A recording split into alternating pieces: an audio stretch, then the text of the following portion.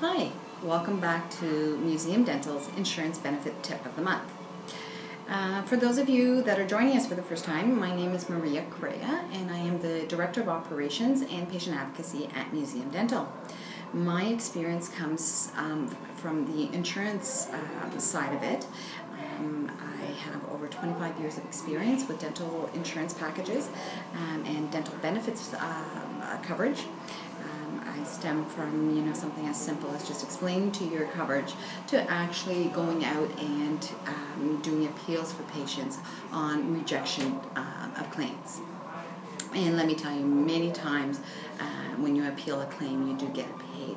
So don't just sit back and do nothing about a rejected claim, because many times you can get it paid. Okay? Today's topic that I wanted to touch on is your coverage of your year. Is it on a calendar year? Is it on a rolling year? And I want to try and clarify what kind of coverage you do have. So many people call their respective insurance companies desiring a breakdown of their coverage. However, they fail to ask a very important aspect of the coverage, which is whether or not you are covered, if your coverage is on a calendar year or actually on a benefit year or on a rolling year. Each and every one of these is different, and it will really affect your payment for your dental appointment. So, let's start off with the main basic one, which is the calendar year, January 1st to December 31st. So what that means is that any kind of coverage, any dollar maximums, any scaling units or anything are covered based on a calendar year. So, that's pretty simple and straightforward. The next one is the benefit period. So the benefit period could actually change, and the benefit period is based on what your company, your employer, has set out as the benefit year. It could be when you started. It could also be, if you're, for example, with one of the school boards, it could be an academic year. For example, University of Toronto, their benefit year stems from July 1st to June 31st. So again, you have to be very careful, because your coverage and your dollar maximums will reflect the year of whatever is covered. Okay, so if your maximum dollar value that you can spend on dental benefits for major work, for example, is $2,500, you want to make sure that you're utilizing those $2,500 during the benefit year of July 1st to June 31st. Okay, or whatever your company sets out for you. You should always double check on that.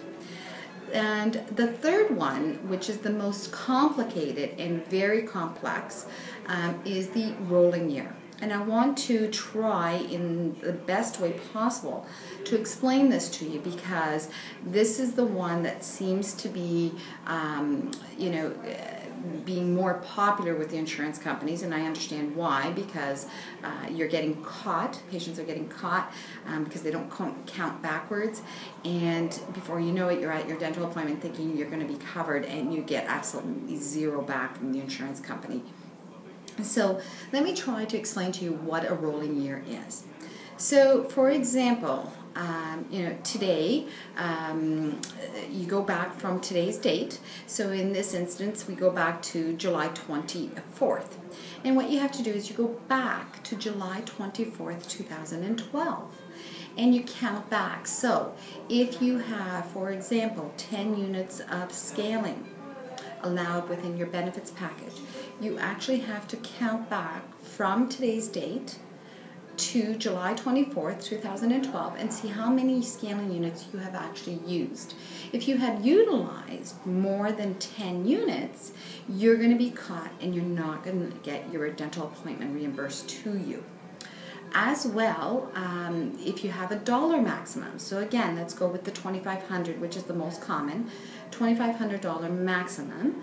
If you have utilized it for crowns or major work, and you have utilized it in a calendar year, you're going to get caught, because the rolling year stems back to July 24th, 2012. So again, every time you go to the dentist, you have to count back 12 months from that date of the appointment. This one is very, very hard to keep track of, and let me try to explain to you why.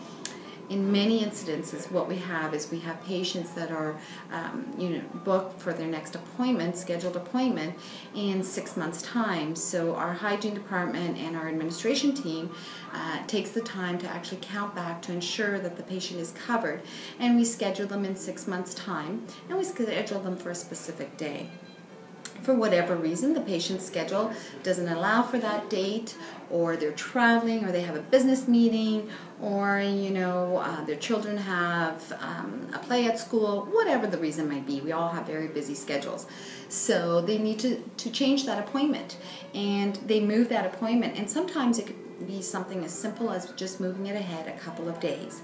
And when you do that, very often you forget to go back and check the 12 rolling months. So if you go ahead and change that appointment, ensure that you are always counting back 12 rolling months when you're booking that appointment, and ensure that when you're speaking to whoever it is at your dental office, the administration team, that when they're scheduling you, that they are looking back at your dental history and that it reflects the rolling year.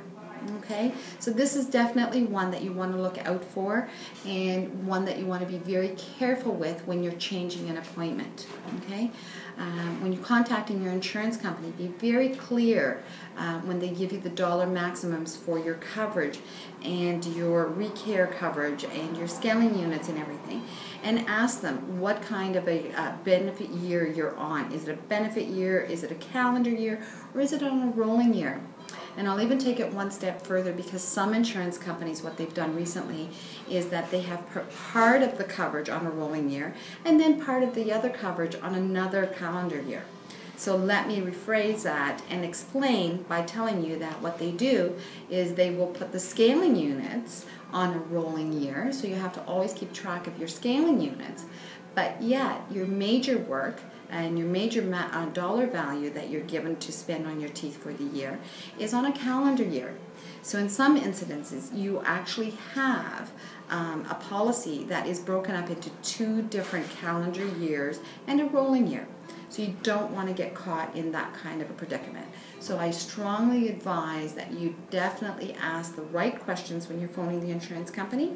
And if you're ever in doubt, ask your administration team at your dental office. At Museum Dental, we do this for our patients, and we get clear clarification so that we know exactly how to maximize your dental benefits, so that we try to limit the out-of-pocket expense on your dental appointments. Again, if you have any questions or concerns, please feel free to email me, maria@museumdental.ca, and we look forward to seeing you at Museum Dental at your next appointment. Have a great day.